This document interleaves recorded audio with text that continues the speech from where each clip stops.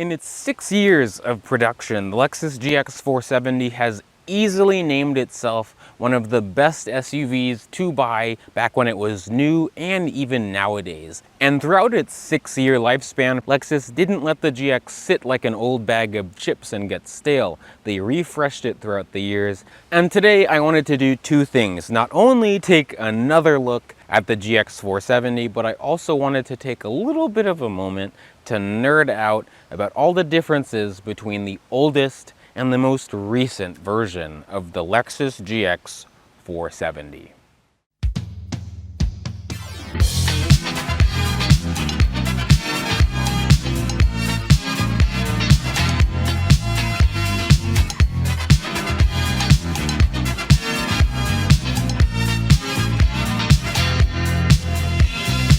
So welcome back to the first generation of the Lexus GX. The GX was first released in January of 2002 for the 2003 model year at the New York International Auto Show. Lexus wanted to make a stronger SUV that was stronger than their RX 300, which was based on the ES 300 and the Toyota Avalon, but they also wanted something a little bit smaller than their flagship LX 450. Now, for those that don't know, Toyota did produce a GX-type SUV called the Toyota Prado, and it's actually still in production nowadays. So Toyota and Lexus used the Prado platform to create the GX. In 2003, there really weren't that many luxury SUVs out there. You had the Volvo XC90, the Acura MDX, the Land Rover Discovery, but the GX was kind of in a class of its own because it was smaller than things like the Escalade and Yukon, but it was bigger than things like the MDX and even Lexus's own RX. There are a few nuances between each of the years of the GX that I guess are worth pointing out. Between the 2003 and the 2004 model year, the transmission was slightly updated. It's still a 5-speed, but now, unlike this 2003, you don't have a dipstick for the transmission fluid. In 2005, Lexus added variable valve timing to all GXs, boosting power from 235 to 270. It didn't only aid in power though, because after the addition of VVTi, the GX was named one of the few ultra-low emissions V8 SUVs besides the XC90 V8.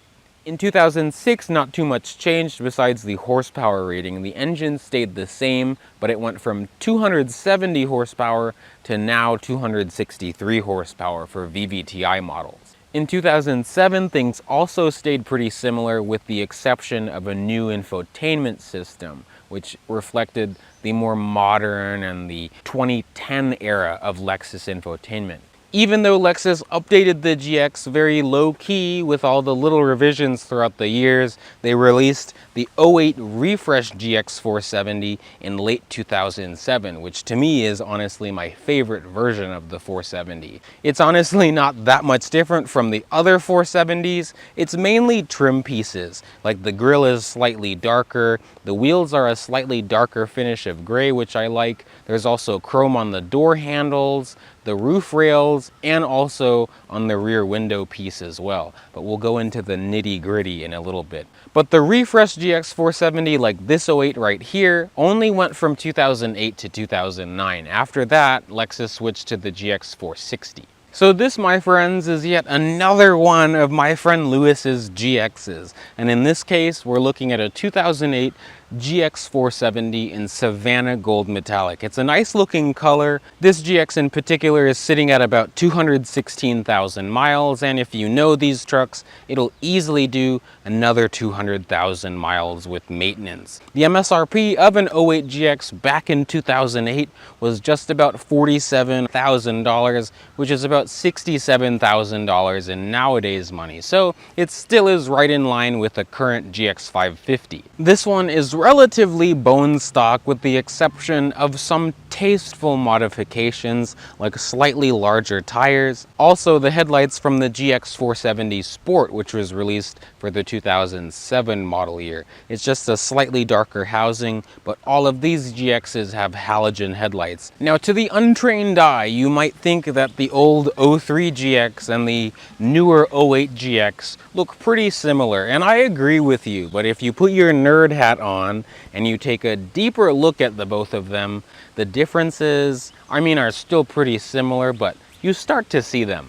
On this 03, for example, you'll see that it doesn't have the sport design headlights. It just has the chrome housings, which still look nice, and it also has a lighter shade of gray on the grille, which also still looks nice. With the 08, on the other hand, you'll see this one has the sport design headlights, which has a darker chrome housing. I kind of like this more, and you can also see this has a dark finish of gray on the grille. Like I said earlier, there are some slight differences to the rear ends as well, and I would say they're a little bit more noticeable than the front ends. On the 03, we can see that Lexus originally used amber housings for the turn signals, which there's nothing wrong with them. It's a good looking truck, but sometimes I mistake these for a GMC Envoy. You can also notice, before we go on to the 08, the rear window, there's no trim on the bottom piece of it. This one, of course, is debadged, but all GXs have the badging on them. You can probably see, especially because these two are next to each other,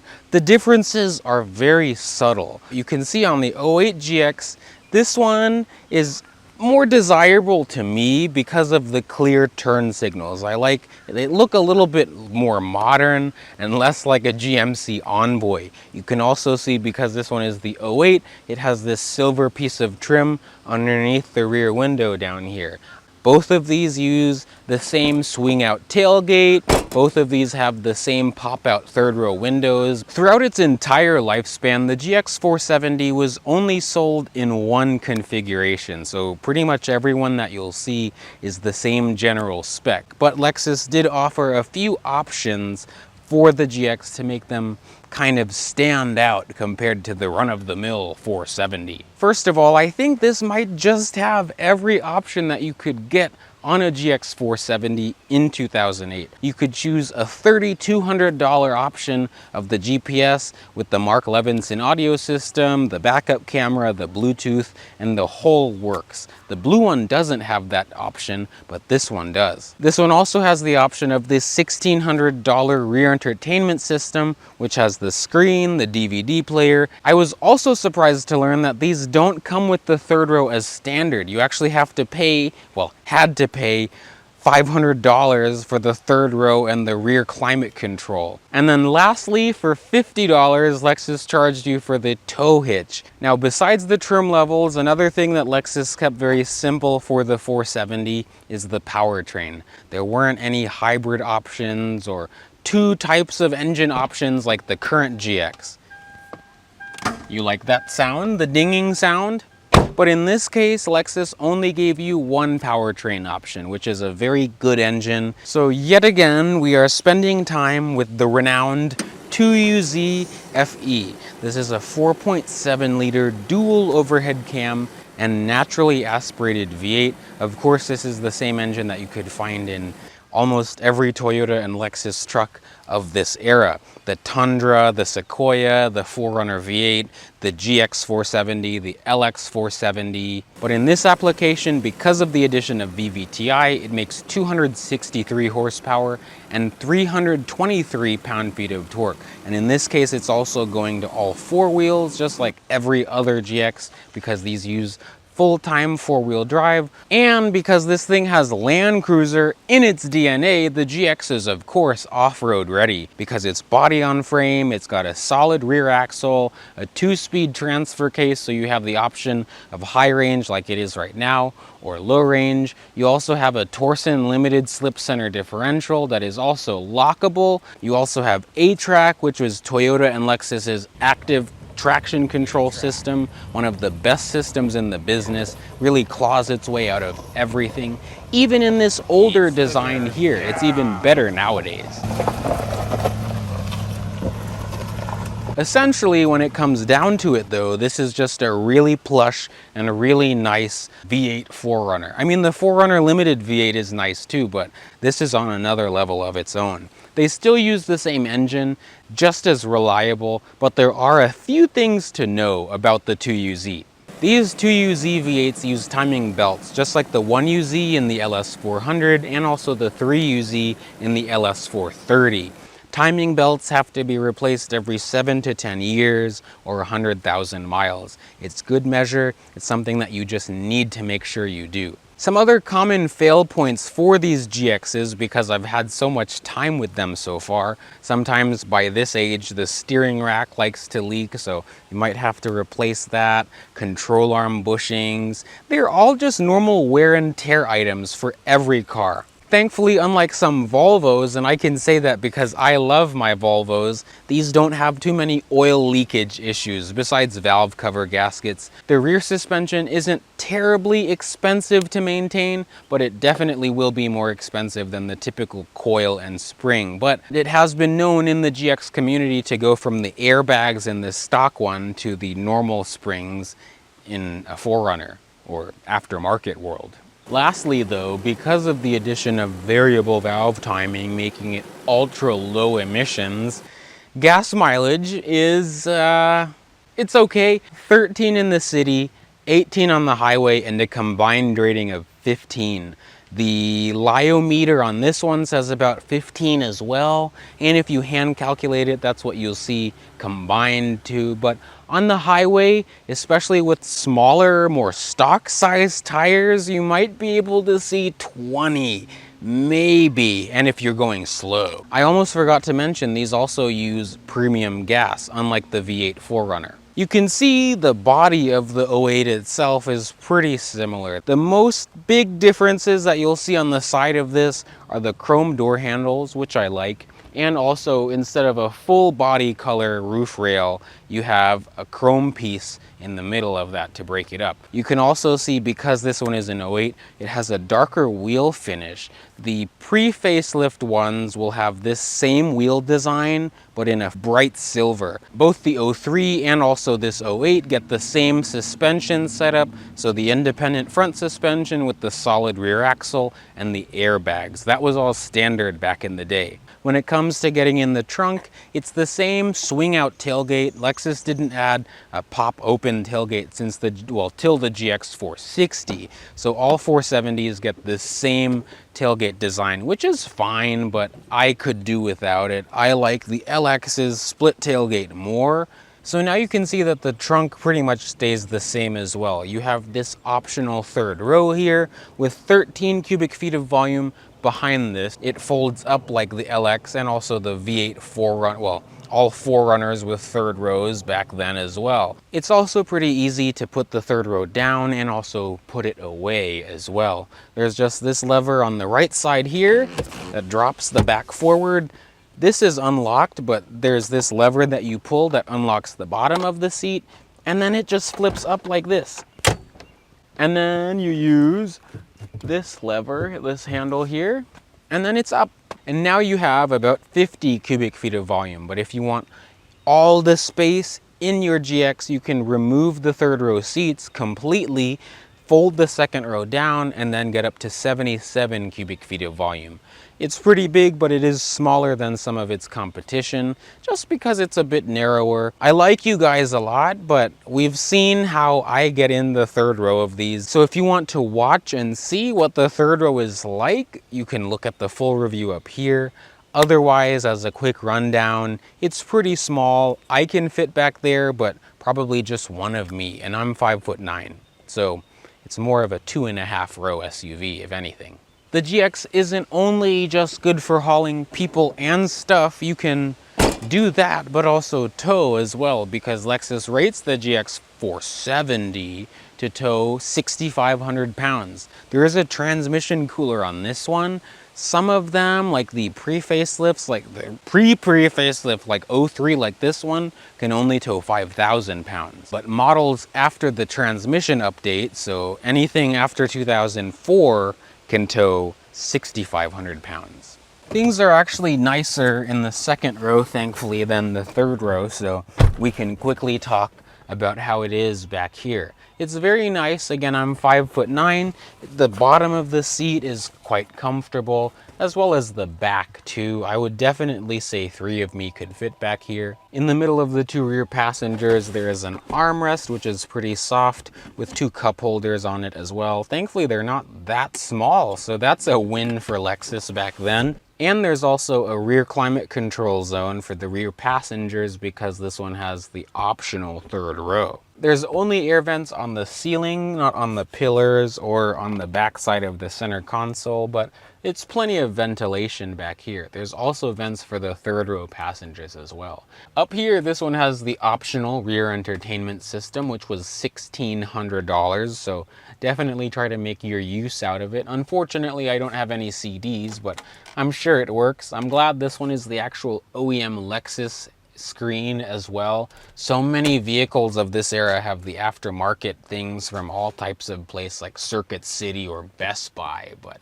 it's pretty chill back here with the OEM plusness. Up front, there's also not really that many huge changes for the GX, but it still is a nice place to be. We'll talk about the main differences in just a moment, but this is the key fob for the GX. You never were able to get push button start or smart key on the GXs or LXs back then. It would be cool, but we don't need that. Instead, you can put the key in the ignition and flick the thing to go. It's very smooth sounding. So welcome to a brief look at the GX's interior. If you'd like a more in-depth look at this interior, I have other videos of these GXs that you can look at. But for the sake of repetition, we can go over some highlights. First of all, you'll notice the cherry red wood. That's something that you get in the 08 GXs. Doesn't matter if you get the tan interior like this one or the black. You get the really nice red cherry wood on the steering wheel and also all around the interior. It looks kind of nicer than the lighter brown or the walnut trim on the older ones, but I like that as well too. Interior quality is about the same, and that's a good thing. Thankfully, everything feels very tight. I like that all 4 windows are auto up and down. Everything that you feel, no matter if it's on the top part of the dash or the lower part of the dash, feels of quality. Nothing feels cheap. Even at 200,000 miles, the interior has still held up pretty well. This has a 4-spoke leather and wood wrap steering wheel. I quite like the wheel on this one. You can also see this has audio controls on the left side and Bluetooth and voice control buttons on the right side. You can also see that the headlights are automatic as well as the windshield wipers on this one. And as we look at the gauges, there's nothing new on these. Same GX 470 gauges that we know and love. They look very nice, easy to read, but there's a little bit less information than you'll find on the LX's gauges. In the center of the GX, besides the wood, you can see that the head unit is the other main difference between the old GXs and the new GXs. This one has the updated infotainment system, new for the 2007 model year. It's much more snappy, much more responsive. It looks better too. It doesn't look as dated. This reminds me of the early 2010s Lexus system. This has dual zone automatic climate control, but as you can see, you have to use the screen itself to control the fan speed and also the directions. Otherwise, if you use the auto button, it does work pretty well, but you can't control everything manually that way. Underneath that is the radio for the Mark Levinson system. It sounds very good. Mark Levinson systems have always sounded nice until when the amps go bad, but thankfully an amplifier isn't the end of the world on these. Underneath that, we have a real ashtray and a real cigarette lighter. But you can see this one has never been used in this GX, but you can use the ashtray if you want to. Behind all that, you can see the controls for the height control system. We'll go into how that all works once we go on a drive, but it does work pretty well, and thankfully this one does have new rear airbags on it. Behind that, you can see the shifter for the 5-speed auto. It's very nice, smooth shifting, and it feels nice when you go into each gear. Because this one has the navigation system, you can see this one has a backup camera as well, but because it's 2008, no guidance lines or lines that steer with the wheel, but that's totally fine. Behind that, in typical Lexus fashion, there's two pretty shallow cup holders, but at least they're wide, I guess. I'd be scared to use them though. Behind that, there is a bit of a center console, which is reasonably sized. It's not too small. There's also a set of extra cup holders that folds down if you need more cup holding capacity. The seats in this GX are just the same as all other GX's seats. They're very comfortable. Of course, it's a GX, more 4Runner based, so they're not super supportive, but they are definitely more comfortable than 4Runner seats, I will say that. Both the driver and passenger side seats have full range of motion, power of course, and of course they're heated as well. This has new leather skins on it, but they're not the factory ones, so they're a little bit bigger, but it's better than the old leather, which was pretty ripped. And at this mileage, usually it's all ripped up. This one, also being a post '07 model, has the option of the Lexus Link system, which doubles as a glasses compartment. That's nice because usually it's just one or the other in a lot of cars. But the Lexus Link system is essentially like OnStar. You could call roadside assistance or emergency services or anything you want. You can call them when you're lost too. Okay, so I have driven these GXs a lot because my friend Lewis has them, and he reconditions them. For anyone that's wondering where all of them come from, he reconditions them, and then, you know, when they're ready to go to a new home, then I get to do videos of some of them. But this one has gone through quite a bit of refreshing, thankfully, so it's actually pretty tight. It's gotten a lot of suspension work done, it's gotten timing belt and stuff done, so it feels pretty tight and taut, especially for being a 216,000 mile truck. I do like the smaller and more lightweight feeling of this compared to the LX. I'm only thinking about that because I just drove the LX, but these GXs drive great too. They're not too small, but they also don't feel too huge. And also we can get on the power here. This isn't full throttle, but smooth power, and it's actually easier to get going than the LX. As we turn in here, I'm gonna see how the turning circle is. We can see that's seriously one thing that I like about these over my XC90 is the turning circle. I notice it every time because the Volvo drive turns like a bus. But we can see how the power is after this little group of Econo boxes gets around.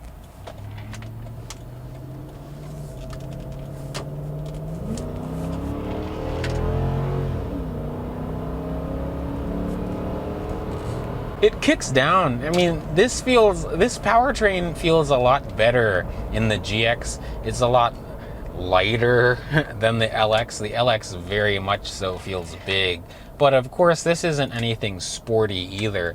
The brakes, Toyota truck brakes, they're kind of on the softer side, but you know, look at this lady. She just go anyway. You can see on the open road though, the 470 really floats along. It's so nice. I'll put myself all the way into comfort mode right now. We can talk about how this works. I definitely notice a difference, but in this case, it's only for the rear. The LX, it's 4-corner variable suspension, but in this one, it's only adjusting the rear end. So you do notice when the rear is softer and firmer, but we'll go into that in just a moment. While I'm out here, I like scoping around for places to film, so we'll see if this is any good. I mean, it doesn't seem decent. You'd be surprised, though, the types of characters that come into all types of empty parking lots. I guess I'm one of them. But this is easy. It's maneuverable to turn in tight lots as well. I guess I can go this way so we can see for fun. But it's very nice. There's no clunks in this one. It really is built well, this one. We'll be getting onto the main road once again. There's a Kia EV9. There's a GX 460. Okay.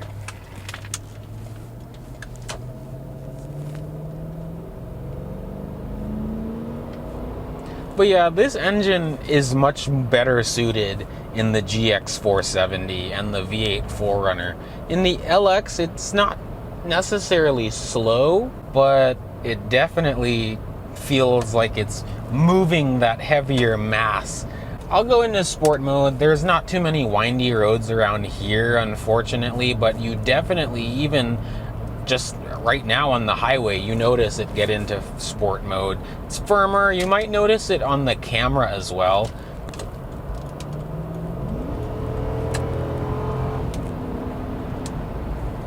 You can really get going with these things though. They have good passing power. They're not fast though, and it's definitely not sporty, because once you start to throw these around corners, they definitely feel top heavy. They look top heavy and they feel top heavy too, especially with slightly taller tires. It's not that great around turns, but I'll go into comfort mode and we can relax. I instantly notice the rear end becomes a little bit more floaty. On the highway, honestly, comfort mode is too soft.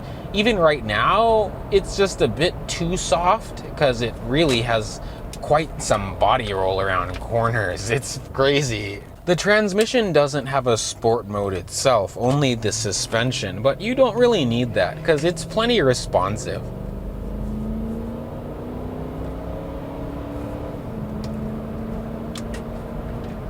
It's a great sounding engine too. I feel like I'm driving a really nice Tundra. It is quieter. The engine is more refined in the GXs and the LXs than even the 4Runners. So you definitely notice it's muted. It's just a great driving experience. There's not too much to talk about how these drive on the road. Where they really shine is off the road, and hopefully one day we can take a GX off the road.